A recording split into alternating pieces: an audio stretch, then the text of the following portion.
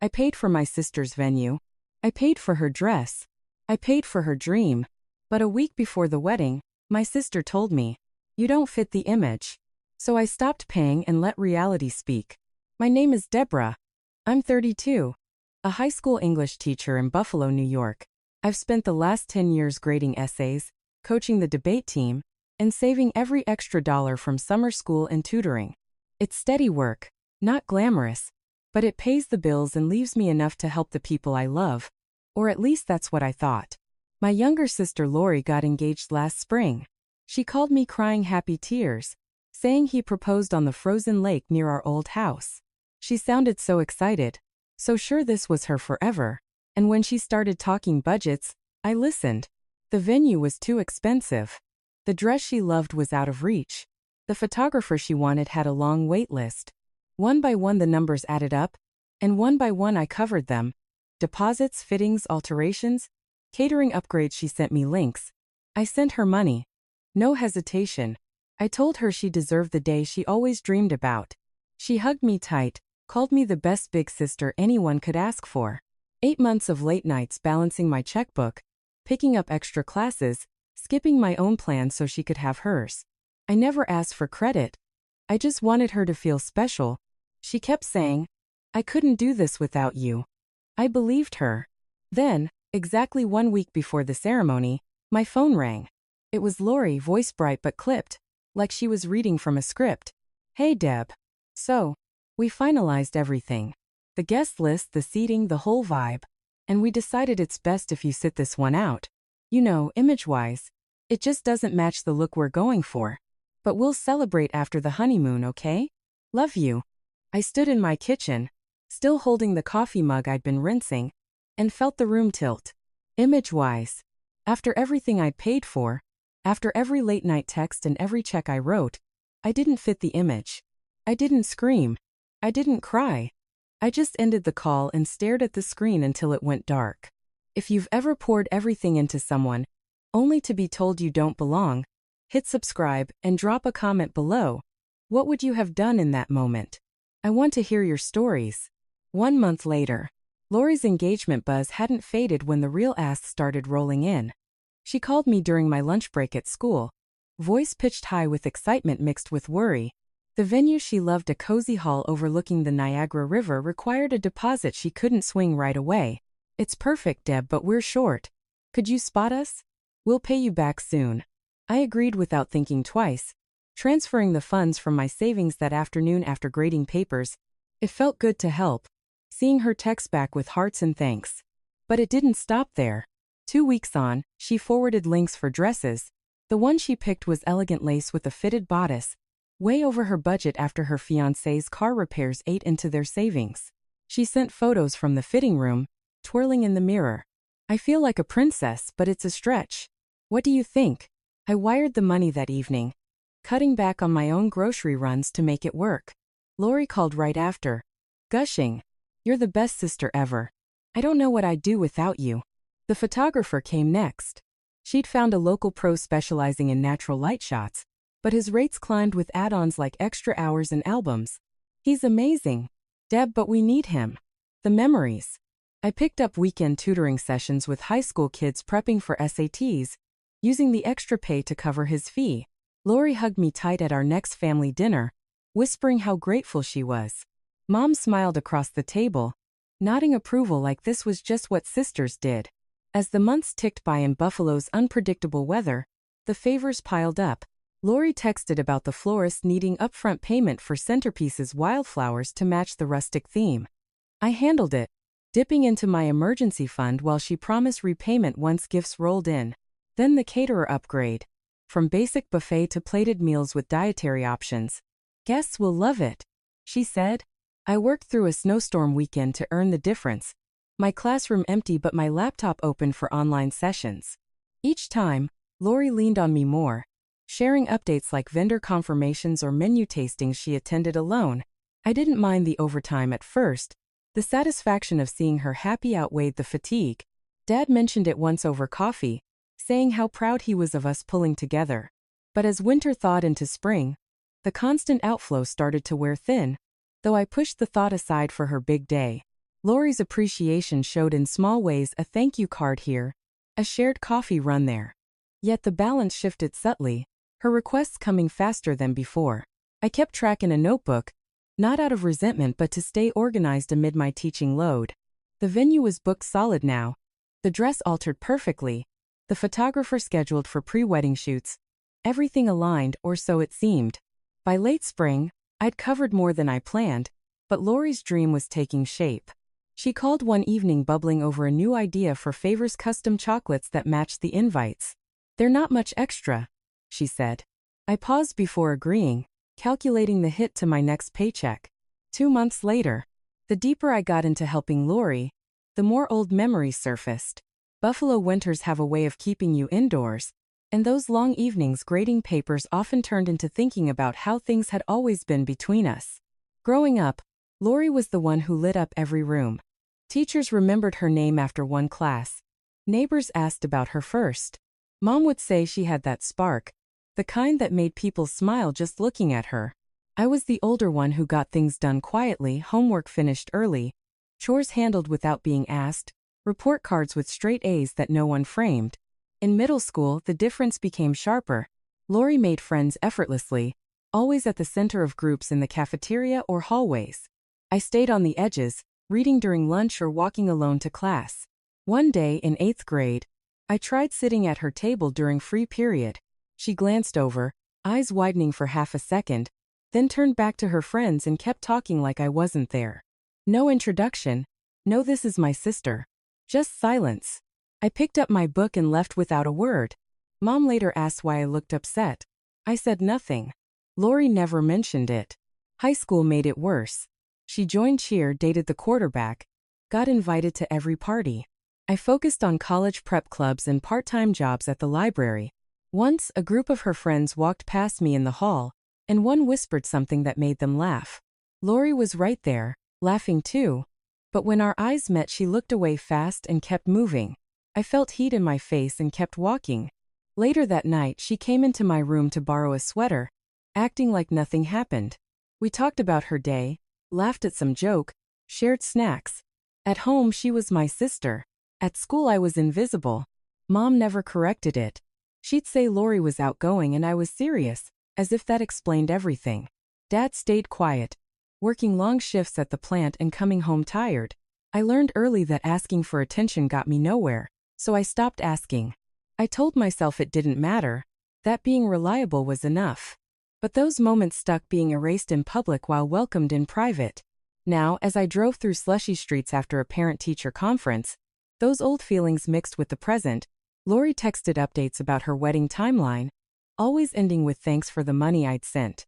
I replied politely, kept helping, but the pattern felt familiar.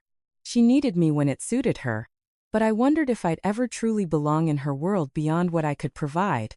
The snow kept falling outside my window that night, while I reviewed lesson plans.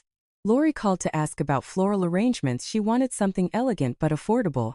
I listened, suggested options, promised to look into costs. She thanked me again, voice warm. I hung up and stared at the ceiling, wondering how long I could keep pretending the past didn't echo in the present. 6 months after the engagement, the wedding date was closing in fast, and the final pieces were falling into place. Lori had been sending me photos of the invitations, the cake tasting results, the playlist she'd curated with her fiancé. Every update ended with a quick "thanks again for everything" and a string of heart emojis. I kept responding with encouragement, even as my bank balance shrank and my evenings filled with lesson planning and extra grading to cover the latest request. Then the call came on a Tuesday evening, right after I'd finished dinner, and was marking essays at the kitchen table. The number showed Lori. I answered, expecting another vendor question or a last-minute idea. Instead, her voice was different, lighter, almost rehearsed. "Hey Deb. So we just wrapped up the final seating chart and everything. The planner said it's best to keep the vibe consistent, you know? Elegant, polished, that whole look. And we decided you probably shouldn't come. Image-wise, it just doesn't match what we're going for. The photos, the whole aesthetic, it's not personal, it's just the vision. But we'll do something after the honeymoon, promise. Love you."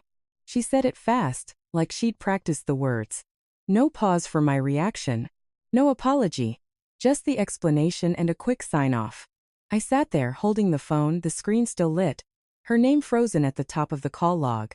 The room felt suddenly too quiet, the hum of the refrigerator too loud. Image-wise.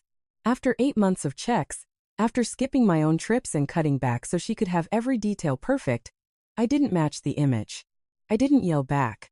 I didn't ask why or argue the point. I simply ended the call and placed the phone face down on the table. My hand stayed steady, but inside something cracked open cold, clear and final. All those hugs, all those best sister texts, all the time she said she couldn't do it without me, they evaporated in one sentence. I stared at the stack of essays waiting for grades. The red pen in my hand felt heavier than it should. Lori had spent weeks talking about how the day would look on Instagram, how every photo needed to be flawless. And in her mind, I was the flaw. The one piece that didn't fit the frame. The next few days blurred. I went through my routine classes, meetings, grading, but the call replayed in quiet moments. I thought about the venue I'd booked and paid for, the dress I'd covered when her savings ran short, the photographer whose full package I'd funded. All of it built around her perfect image, and I was the part she edited out. I didn't text her back. I didn't call to fix it or fight it. Instead, I opened my banking app and scrolled through the transactions one by one, the charges I'd made over the months. Most were still pending final clearance. The venue balance, the caterer, the florist, the extra sheet added last minute. All of them listed as disputable since services hadn't been fully rendered yet. I sat with that thought for a long time, the cursor hovering over the dispute button. Lori wanted her day to look a certain way. Fine. But she wasn't getting it on my dime. The week after that call, I couldn't pretend the words hadn't landed. You don't fit the image. Kept looping in my head every time I tried to focus on lesson plans or answer a student's question. The humiliation wasn't loud, it was quiet, sharp, and constant. I needed someone outside the family to hear it out loud. I texted Cindy that same evening. We'd been friends since our teaching certification program, both starting out in the same Buffalo district. She taught math 2 buildings over and always had a way of cutting through noise with plain sense. We met the next afternoon at a small diner near the school, the kind of place with vinyl booths and coffee that never quite cooled. I slid into the seat across from her and laid it out every check I'd written, every extra shift I'd taken, every promise Lori made. Then the call. The exact words. Cindy listened without interrupting, stirring her coffee slowly. When I finished, she set her spoon down. She used you for 8 months straight and then edited you out like a bad background. That's not a mistake. That's a choice. She leaned forward. You're not obligated to keep funding someone who doesn't even want you in the picture. Call the bank. Dispute the charges. Most of those payments are still pending final clearance, services not rendered yet. You can cancel them legally. I stared at the table. It'll destroy her day. Cindy shrugged. She destroyed yours first. You don't owe her perfection. That night I sat at my kitchen table with my laptop open. I logged into my bank account and scrolled through the transaction history. The venue balance still showed as authorized but not fully processed. The caterer had a partial hold. The florist was pending delivery confirmation. The photographer's final payment hadn't cleared. Each one listed a dispute option, services not received, or unauthorized charge. I clicked through them one by one, typing the same brief explanation. I authorized these as gifts for a family event I was later excluded from. No services have been provided to me. I hit submit on the last one at 11:47 p.m. The screen refreshed with confirmation numbers for each dispute. No drama. No yelling. Just a few clicks. And the money was frozen in limbo. The next morning I woke up to a text from Lori. Hey, just checking in on the final payments. Everything good on your end? I read it twice, then set the phone down without replying. Cindy called later that day to check on me. Did you do it? Yeah, I said. All of it. She let out a low whistle. Good. Now let it play out. Don't explain, don't apologize. She made her decision. You made yours. May. I spent the rest of the week going through my normal routine, grading, teaching, prepping for the next unit. But the weight I'd been carrying for months felt lighter. Not gone, but shifted. I wasn't waiting for Lori to include me anymore. I wasn't waiting for thanks that never came. I was just done. The wedding was 6 days away. I knew what would happen when the vendors started calling her for final balances. I didn't need to watch it unfold. I already knew the ending. The morning of the wedding, I woke up earlier than usual, made coffee, and sat at the kitchen table with my phone on silent. The screen lit up every few minutes with notifications, but I didn't pick it up right away. I already knew what was coming. Around 9:30, the first call came through Lori. I let it ring out. Then a text. Deb, where are you? The coordinator is asking about the balance. Another one 2 minutes later. The venue says the hold didn't clear. What's going on? I sipped my coffee and watched the messages stack. By 10:15 the tone had shifted. Deb, pick up. The caterer isn't setting up. They're saying payment wasn't confirmed. Thanks for watching. They're saying payment wasn't confirmed. Deb, this isn't funny. The florist left. No flowers. Call me now. The phone kept vibrating. Missed calls from Lori, then from Mom. A voicemail popped up from Mom at 10:42. I played it on speaker. Deborah, what is happening? Your sister is in tears. The whole day is falling apart. The venue is threatening to cancel if the balance isn't paid. You need to fix this. Call me back immediately. I didn't call back. Instead, I opened the banking app. All the disputes had been processed, overnight charges reversed, holds released, vendors notified. No services had been delivered yet. So the bank sided with me. The money was back in my account safe. At 11:07, Lori called again. This time I answered. Her voice came through frantic, half shouting over background noise. Deb, what did you do? Everything is gone. The coordinator walked out. Guests are arriving and there's no food, no setup, no nothing. Fix it. Please. You can't do this to me. I kept my voice level. You told me I didn't fit the image. So I made sure my money didn't fit either. Silence on her end, then a choked sound. You're ruining my wedding. How could you? You ruined it the second you decided I wasn't good enough to be there.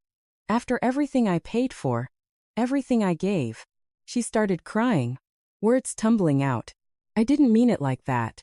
I was stressed. Please just pay them again. You can come to the reception. We'll fix it. I'm sorry. I let her words hang in the air for a moment. No. You made your choice. Live with it. I ended the call. The phone exploded again, texts, calls, voicemails. I put it on Do Not Disturb and set it face down.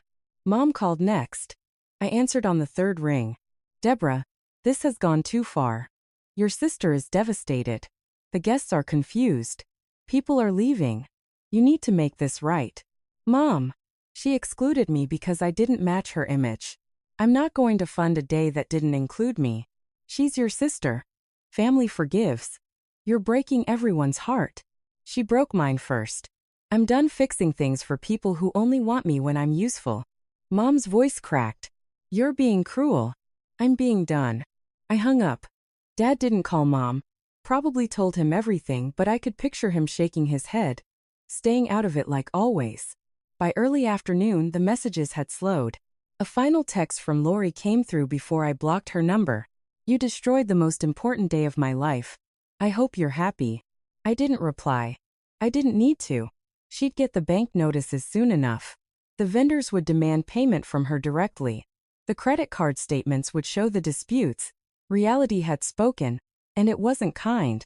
I spent the rest of the day grading papers, making tea, listening to the quiet in the house. No panic, no guilt, just space that had been filled with her requests for months. Now it was mine again. The days after the wedding passed in a strange kind of quiet. I didn't turn my phone back on for 24 hours. When I did, the screen filled with missed calls and unread messages. Lori, Mom, even a few from distant cousins who'd somehow heard. I skimmed the first few texts from Lori. Accusations, pleas, then threats to tell everyone what I'd done. Mom's messages were calmer but heavier, long paragraphs about family, forgiveness, how I'd embarrassed everyone. I didn't reply to any of them. I blocked Lori's number first, then Mom's. Dad never texted directly, but I blocked his line too. It felt final, like closing a door I'd left cracked open for years. No dramatic speech, no last confrontation. Just silence on my end. The fallout came in pieces. A week later I got a certified letter from the venue's lawyer demanding payment for breach of contract. I forwarded it to my own attorney, a friend of Cindy's who specialized in consumer disputes. She reviewed the receipts, the dispute confirmations, and the call log where Lori explicitly said I wasn't invited. Her advice was clear. You authorized the payments as gifts for an event you were excluded from. No services were rendered to you. The bank already sided with you. Stand firm. The case never went to full court.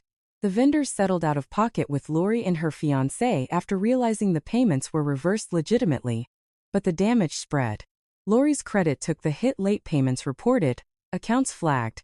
In Buffalo, where rents are high and jobs tight, that meant applications denied, deposits doubled, and doors closed before she even knocked.